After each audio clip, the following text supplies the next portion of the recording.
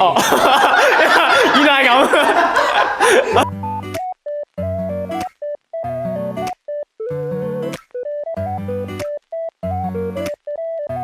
我哋喺6月尾度出去頭，我哋就跟學校去咗一次濟州流浪啦，即係去發掘自己同埋等自己去做決定啦。大家有個組裏面有個意識之後就一齊去，咁冇特定嘅地點嘅。除咗有一日咧係我哋會一齊去牛島咯，中間想做啲咩咧就係自己決定嘅。屋企人去旅行嘅話就係屋企人 plan 咯，咁自己就係享受嗰個。咁但係今次去流浪就係即係要自己決定地點咯。嗰個市場嗰度買一個西瓜，咁攞住一把好短嘅刀就去試下自己去劈西瓜。個西瓜可能咁大，咁把刀可能個刀片就咁長，差唔多一隻手指。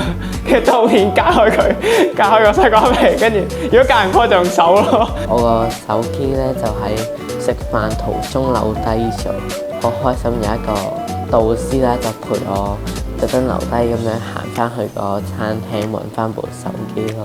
咁當時係好驚嘅，但好彩有人陪我嘅心情可以平復翻、冷靜翻，諗翻起我部手機擺過喺咩位咯。夜晚嘅時候咧，就一齊傾到好夜咁樣，一齊分享自己嘅故事。但係導師又話咧，第二朝早咧要去睇日出喎。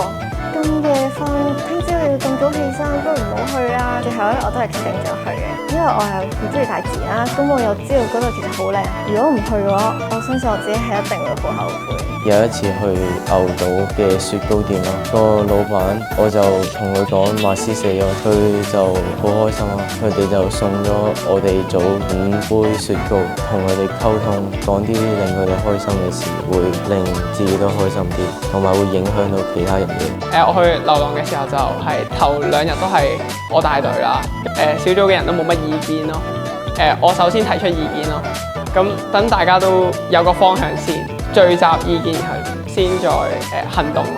即係雖然自己意見係可能會俾人 ban 嘅，但係我覺得講出嚟會好啲咯。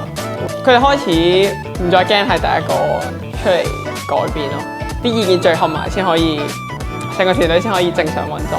我諗同學有機會去到流浪呢，我自己覺得係一種勇氣嘅表現，亦都咧唔係我哋每一個大人可以做到。咁呢個我係好欣賞嘅。我認為有一種幸福係有人同我同行。我覺得咧話唔辛苦咧就一定係假㗎啦。咁但係辛苦得嚟，其實真係玩得好開心嘅。我認為有一種幸福係大自然。我認為有一種幸福係可以令到人哋開心。我認為有一種幸福係自由。我認為有一種幸福係認識更加多志同道合嘅朋友。